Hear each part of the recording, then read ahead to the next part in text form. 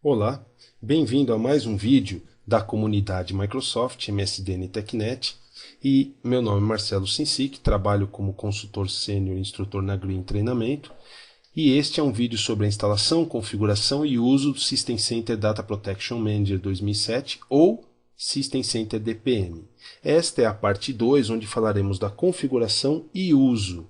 Na parte 1 falamos sobre instalação, pré-requisitos e assim por diante.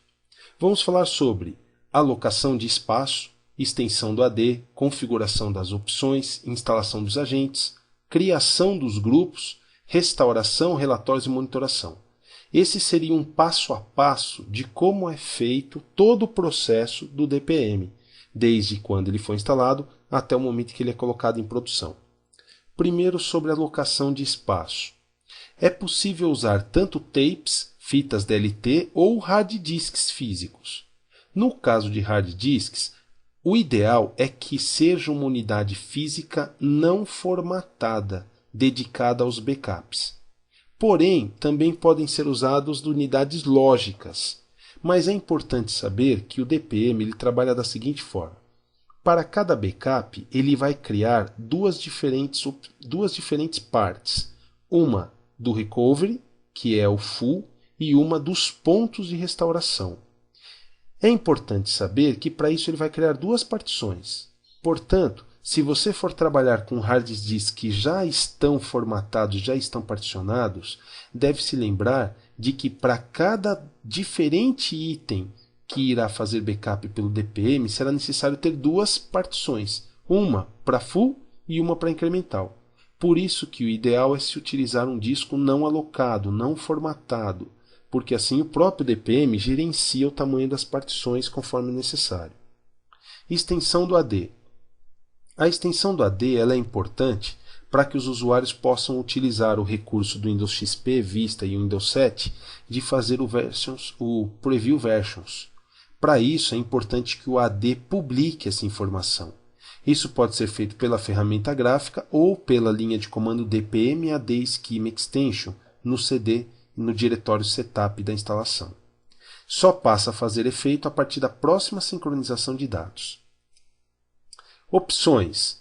Na tela de opções é onde temos que indicar se vamos ou não integrar com a AD, qual é o servidor de e-mail que será utilizado, a conta para se enviar as notificações, quais notificações e para quem, se iremos ou não utilizar o recurso de Auto-Discover para novos servidores e também a integração com o System Center Operations Manager ou o Microsoft Operations Manager, conhecido como MON, o que facilitaria muito a vida de um administrador, já que o MON automaticamente já gerenciaria alguns problemas do DPM e ele também permitiria uma integração bem mais simples do administrador num único console para qualquer problema que haja. Instalação dos agentes. Para isso, execute Discover, ele irá mostrar a lista de servidores e clientes, escolha quais serão protegidos, a instalação é automática, basta que você esteja logado como administrador. Se quiser instalar manual, no diretório de instalação do DPM há um diretório chamado Agents, lá há o instalador, tanto 64 quanto 32 bits. Após a instalação do agente, é necessário reiniciar o servidor protegido. Esse é um passo importante. Saiba que, ao instalar o agente, logo na sequência terá que reiniciar a máquina, portanto, é bom que se faça isso fora do horário de expediente. Para cada servidor, também é muito interessante que o agente pode conter tanto QoS de rede quanto horários. Então, por exemplo, durante o período de trabalho, usar apenas 512K para backup. Durante a madrugada, usar 2 MB. O agente de backup consegue gerenciar esses dados junto com o DPM. Grupos de proteção. Um grupo de proteção, ele na verdade pode conter vários servidores e dentro de cada servidor ou cliente diferentes tipos de backup. Depois que se escolhe um servidor, se escolhe o que vai se proteger dele. Importante lembrar que o grupo de backup não é para restore, e sim para 3 coisas: retenção de um backup, frequência dos incrementais e frequência dos backups full. E não para fazer restore, como estamos vendo agora. No momento do restore, não é necessário restaurar um grupo de proteção inteiro. O restore ele é separado. eu posso escolher fazer o restore só de um storage ou só de um banco, independente de que grupo que ele faz parte. Então não vincule grupos de proteção com o restore.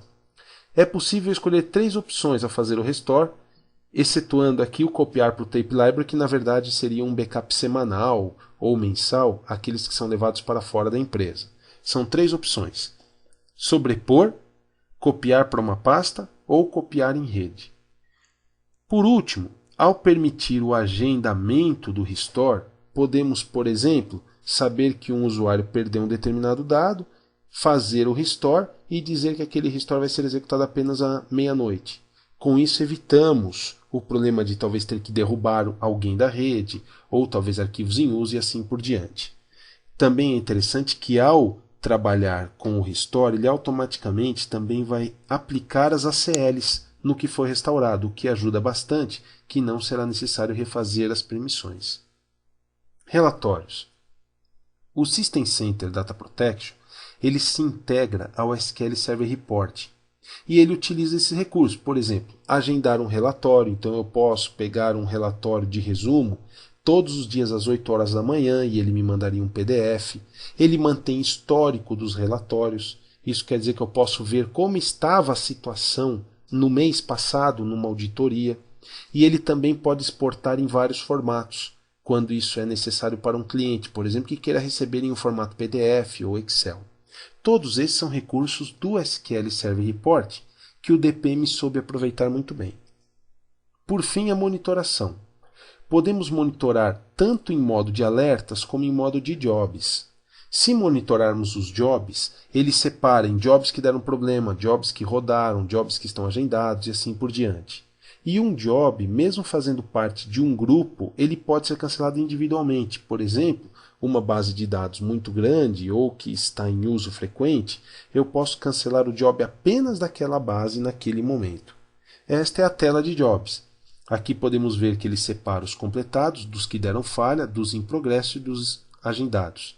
Notem que no que está rodando, eu consigo saber quando ele começou, o tipo de backup, quanto tempo ele já passou e quanto de tráfego ele já gerou, quanto de dados ele já transferiu.